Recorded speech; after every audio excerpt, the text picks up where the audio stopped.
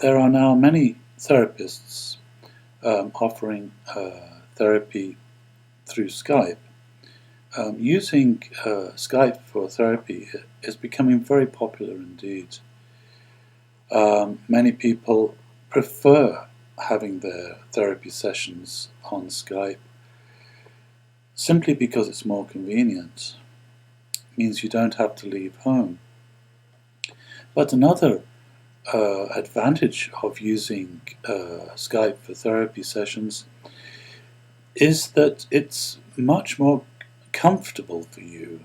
It's much less intimidating for the client. It's less clinical in nature. And I believe this is a very important advance in psychotherapy, to make it less clinical and more available as an educational type service to help you learn the strategies that you need to work with difficult emotions, to learn practical methods for overcoming anxiety, for example, and managing panic attacks.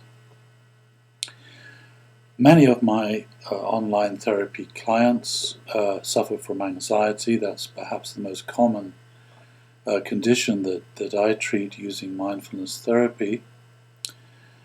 And they all really enjoy this approach. Many of my clients have already tried conventional in-person therapy sessions with a counselor or psychotherapist, using the more traditional talk therapy approach, and many have also been prescribed medications to treat their anxiety or depression. What I find over and over again is that simple talk therapy or counseling and medications are just not enough. They simply do not treat the underlying cause of your anxiety or depression or addiction. They may treat the symptoms, they may make you feel better for a while, but the results won't last because nothing has changed at the underlying psychological level. And this is where mindfulness therapy comes in. This is a technique and an approach to psychotherapy that I developed many years ago now, and that I talk about in my book, The Path of Mindfulness Meditation. Mindfulness therapy is, of course, based on some Buddhist psychology, but you don't need to be a Buddhist to practice mindfulness, far from it. What mindfulness really teaches you is a way of developing a conscious relationship with your mind, with your emotions, with your thoughts, with your memories, with your perceptions, with your beliefs, with anything that constitutes mind. For most of us, we do not have a conscious relationship with our mind. Our mind simply operates out of blind habits, out of blind conditioning. For example, we may have a particular thought about taking an exam, or a thought about driving, for example, to a new place, and then experience tremendous anxiety or even a panic attack. The thought, of course, is not the cause of the anxiety, but it is a trigger. And what it triggers is an underlying psychological conditioned reaction. And that's what we focus on changing during these mindfulness therapy sessions that I offer over Skype. We have to change these emotional habits directly, talking about them or treating them, the symptoms with medicines will not change that underlying emotional habit. So learning to form a relationship that's based on consciousness and a quality of friendliness even with your emotions is absolutely central to produce lasting change. That's the first step in mindfulness therapy. It's developing freedom in relationship to your emotions. Learning how to have a conscious relationship with your emotions without becoming reactive, without becoming overwhelmed by that emotion. And this is very possible with training, and most of my clients are able to do this quite successfully after 2 to 3 sessions. So the anxiety may get triggered, but they no longer react with anxiety. They no longer become identified with that anxiety. This then makes it very much easier to change that habit directly. If you're not feeding the habit through reactivity, then the habit has no choice but to change. And changing the emotional habits is another stage in mindfulness therapy that we start to get involved with perhaps after the first or second session. And this is where we explore the imagery of the emotion.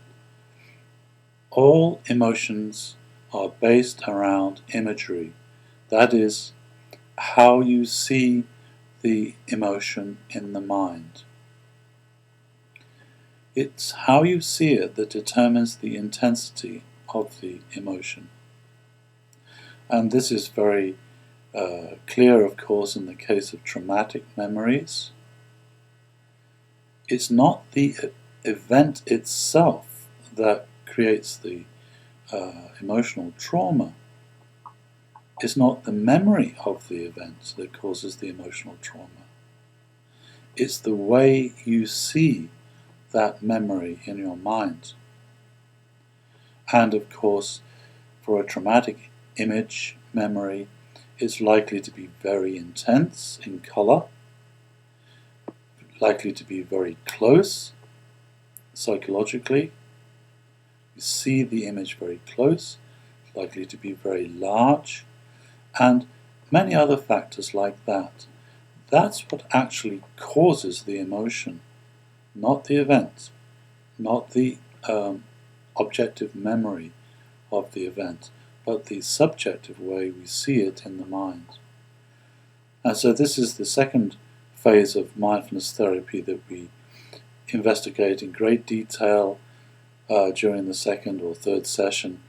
We start to investigate the actual structural imagery of your emotions.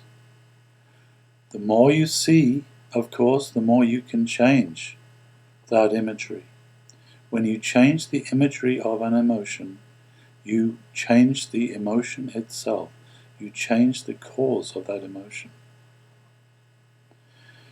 So this is quite an interesting area for most people. Most people have never looked at the imagery of their emotions. But this is the actual mechanism that produces emotional suffering, that produces anxiety, that produces depression. It's the imagery. So during the process of mindfulness therapy online, we will begin to develop both of these aspects for changing those emotional habits directly. The first, changing your relationship to the emotion so you don't feed it through reactivity. Second, explore the imagery of the emotion and change that in a way that leads to the reduction of the intensity of the emotion. This is the most direct method that I know of to successfully overcome anxiety and depression, and also for treating PTSD, of course, and other forms of traumatic experience which leave these intense images in the mind. If you are interested in talking to me more about using Skype for therapy sessions, do please go to my website and contact me through email.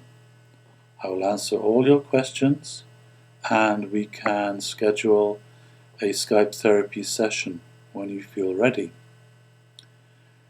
So please go to my website and contact me now. Thank you.